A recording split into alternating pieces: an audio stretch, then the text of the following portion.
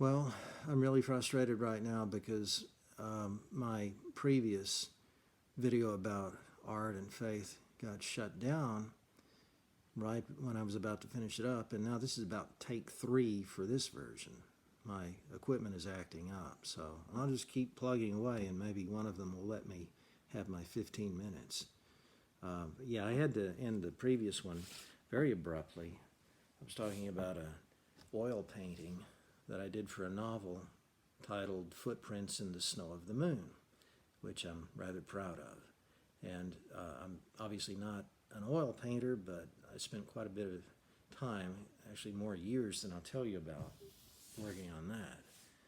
But my point about art at the end of that previous video was that the work of art creates a world which has objects or sensations arranged in such a manner that they draw your imagination in farther and farther. All of the components are specially chosen and arranged in such a fashion that they seem to work off of each other, and that's what stimulates your imagination to look deeper and deeper. And you have this sense that as you move into the work, you're getting closer to some ultimate understanding or meaning, but you never quite get there. So it's an indefinite journey, always closer, never arrived. And that to me is a true work of art.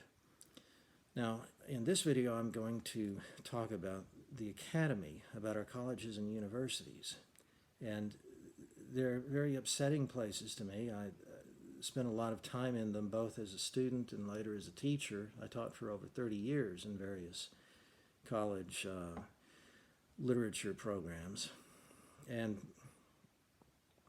the dominant ideology on our campuses today in humanities programs of all places, and remember, these are the people who are supposed to be teaching the next generation about our cultural heritage.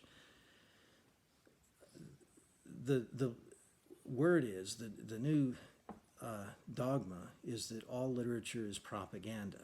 That means that every work of art is trying to persuade the audience to embrace a certain opinion or to go out and perform a certain action. The reason for the work is to get in the heads of the audience and to program them like robots. Of course, the work may seem kind of attractive on the surface. That fluff is there to seduce the audience. It would be so much more time-consuming and difficult probably for the wicked patriarchy, because this has been happening all throughout history and even in prehistory. But for the bad guys who are at the top of the pyramid in power, maybe they could throw everybody into chains and execute one or two people every day and stick a spear in your throat to make sure you did the right thing. But, you know, wouldn't it be easier just to get inside your head and right from the cradle on up, you're listening to these songs and you're hearing these stories, and in literate societies you're reading the stories, and they all project the same value system, and the value system always puts the same guys on top. There you have it. There's a 4-year liberal arts program in the humanities. That's what art is about. All of this stuff about mystery, about God, about elusive meaning beyond the material, about the material creation, using its materials in such a fashion that you can divine something beyond them. Are you crazy? What kind of fool are you? That's the patriarchy that's just luring you farther down the path where at the end of it they have a cell prepared for you. It's chains. You're becoming a slave. Now, why would you go to school to study that?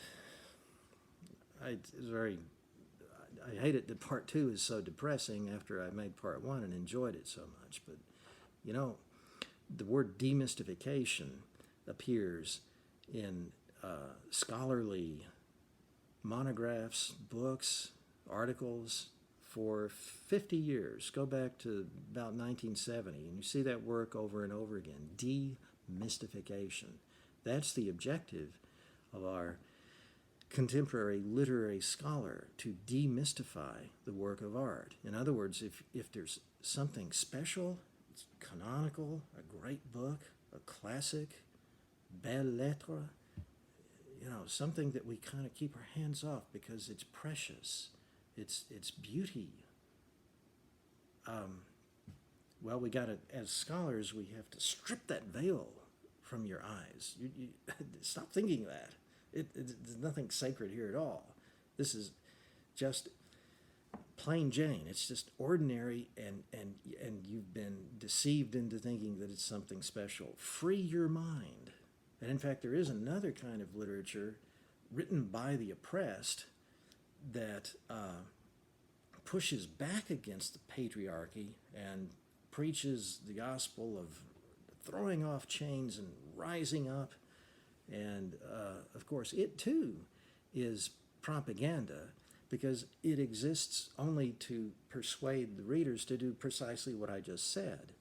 And I've always been kind of puzzled about how do the oppressed, and especially this is about women, the Norton anthology of literature, the various anthologies, Norton puts out a lot of them, and so do other companies, but that's the one I taught in my literary surveys for decades. And it seemed like each new edition of the literary survey had more works by female authors. Where did these things keep coming from? I've always been puzzled by how did the women throughout history find an opportunity to do this if their brothers and fathers and husbands were telling them to stay in that kitchen, I'm hungry, I want more food. When did they go off and write their novels? How did we find this stuff that's getting into the anthologies? I guess they had pen and paper in the cupboard, and they slipped in there to get a little cooking sherry and dashed off a couple of lines. And after a few years, they had a novel. And they put it in a bottle or buried it in a chest underground. And what do you know? We found it decades or centuries later, and here it is in the anthology. But that, too, as I say, is propaganda. Both the revolutionary text and the authoritarians' brainwashing text, both of them are propaganda. And you know what? Neither of them, for that reason, can be true art. This is, how can you be a literary scholar and butcher the idea of a beautiful book, a beautiful creation in that manner? To this day, after all these years, I don't get it. I don't see why a person would devote his or her adult life to the study of literature so that essentially he could or she could savage literature and cut the legs out from under it. If you're interested in these subjects that I'm talking about, here's another book that I brought out just a few months back, Literary Decline and the Death of the Soul. Not a particularly optimistic title, but I think it will introduce you to a lot of facts about what's going on in university campuses that you might not know. And also, but it does have an uplifting side in that I do present my theory of art that I've been discussing here.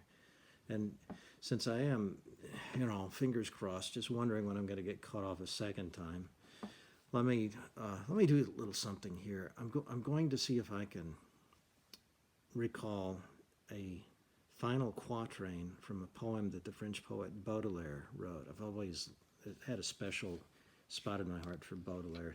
He has such a gift for metaphor, for turn of phrase. In this particular poem, it's called Delphine et Hippolyte, Delphina and Hippolyta, who were two lesbian lovers. And this was written in the mid-19th century. Baudelaire, I believe, did some time for this composition because you weren't even supposed to talk about lesbian love affairs back then. Ironically, if he wrote the same poem today, he would probably pay a very hefty fine to the European Union because he's critical of the two lesbian lovers. So I guess you call that progress. But anyway, I've always remembered, and I'll see if I can remember it now, but the final four verses of this thing goes something like, Loin des peuples vivants, errantes, condamnés, à travers les déserts, courez comme des loups, faites votre destin, âme désordonnée, et fuyez l'infini que vous portez en vous. Far away from people, from civilization, wandering, condemned, run like wolves across the wasteland. Accomplish your destiny, you disordered spirits, and flee the infinite that you carry inside of you. Now, whatever your feelings about, the GLBTQ question, this is irrelevant when you're confronting great art. Those are beautiful, those are powerful lines. Flee the infinite that you carry inside of you. You can write a book about that and still not exhaust the subject. That's what I'm talking about when I discuss the assembly of parts, those few words to generate a speculation that just has no end. In today's regimen, in the academy, Baudelaire, in that particular poem at least, just, off to the gulag with him. He wrote something critical of lesbians. Forget about the value of the work as a work of art. There is no art. It's it's politics. Do you have the right politics or the wrong politics? That poem clearly has the wrong politics, therefore burn it. We're done with it. Final thought here. Got to say something about the church. The mainstream Christian church seems to have the attitude now that if you're a true believer, you don't stop with repeating certain pieties. You have to show it with your actions. For instance, if you really believe in charity, then you have to extend charity to all the poor people from all over the world who want into our nation to enjoy the safety that we have and the standard of living and our generous social welfare system. And how could you keep those people out? How would you say no? You're not a Christian if you do that. Well, without even stopping to think that maybe people could have different views on a subject that's as complex as that, the mainstream Christian church insists that no, Christianity is just a matter of having this political opinion, and either you're out carrying a placard and signing petitions and badgering your congressman about this issue, or you're just a fake Christian. You're not for real. This is very analogous to what's going on with the butchery of great literature in our English departments at our universities. It's thumbs up or thumbs down. What's your political opinion?